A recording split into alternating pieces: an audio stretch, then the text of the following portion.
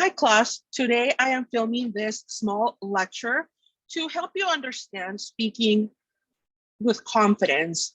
I know that you have read the previous pages that talk about public speaking anxiety, what it is, and how to make anxiety a habit.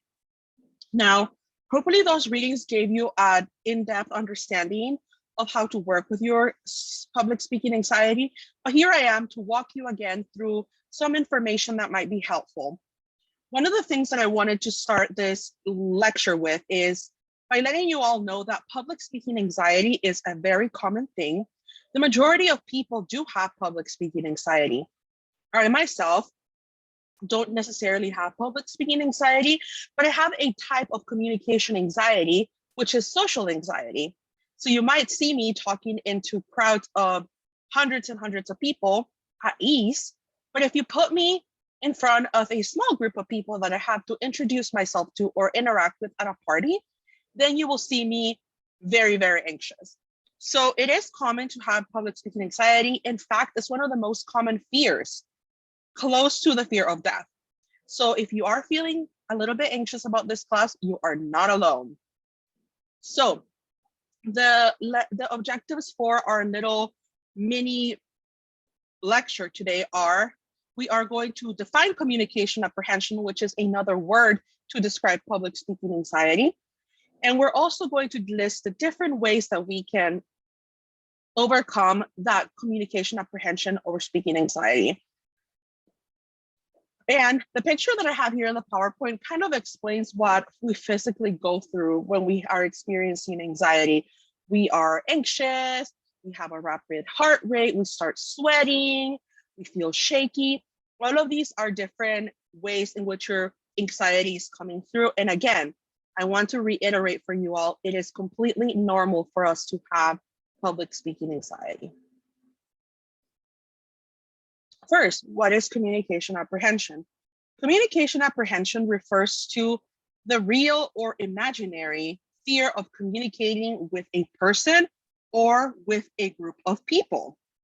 So communication apprehension is kind of the umbrella term for all the different types of anxiety that relate to a communication process. And public speaking anxiety is one of the subcategories that fit into that. And again, as you can see, it refers to both the real or imaginary fear of communicating with a person, which means that you might not even have to present in front of people, but just thinking about it already makes you anxious. Now, there are 4 different types of public speaking anxiety, one of them being the pre-preparation anxiety. This is one of the most common methods that students have. In the past, I have had students who are seniors at Cal State Northridge who are about to graduate, and they wait until their senior year to take the class because they have been dreading it. Just the thought of it scares them.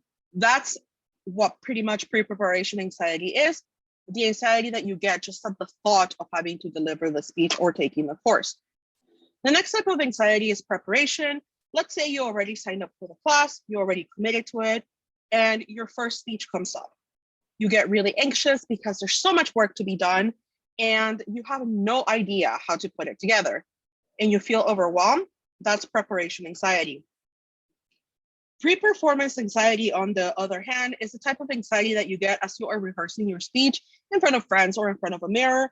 You start kind of feeling anxious at the thought of having to present. You start noticing things that you tend to do. You want to rehearse it over and over again until it turns perfect. That's pre-preparation anxiety.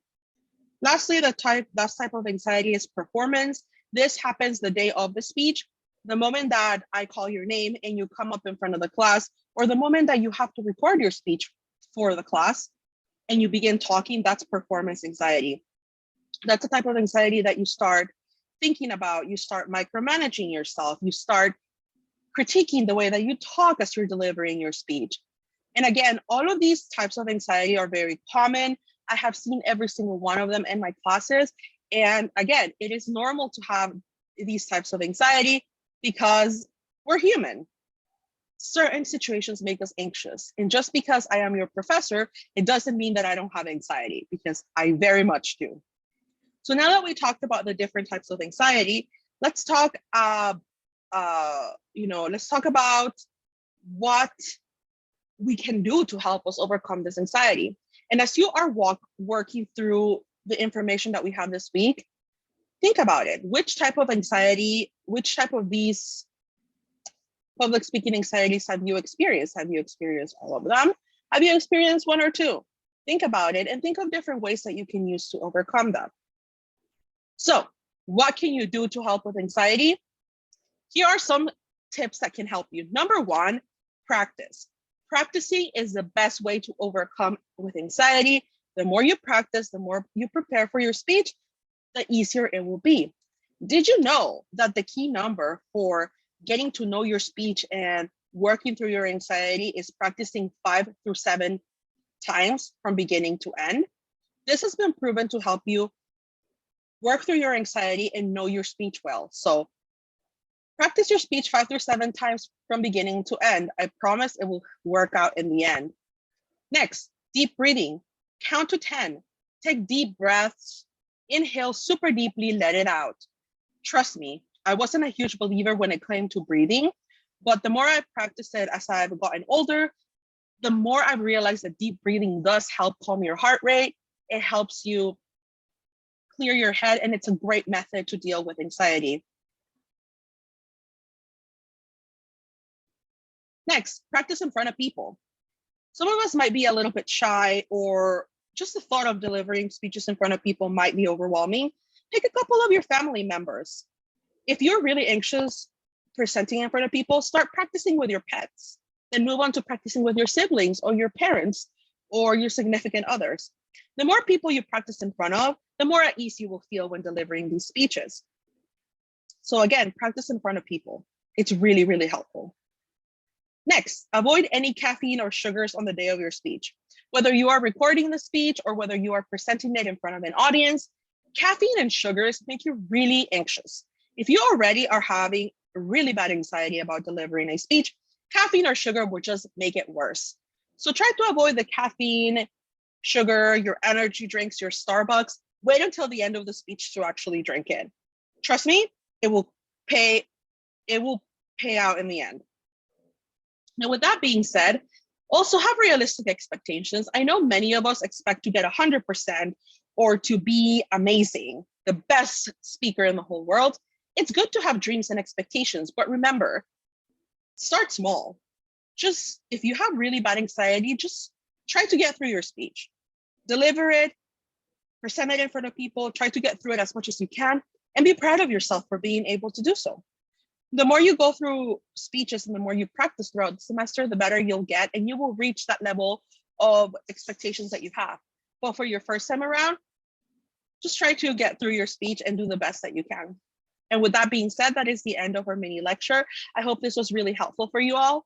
Do not hesitate to reach out to me if you have any questions in regards to speaking anxiety. If you want to run your speech with me through Zoom, I am more than happy to do so. I hope you all having a good week, and remember to read.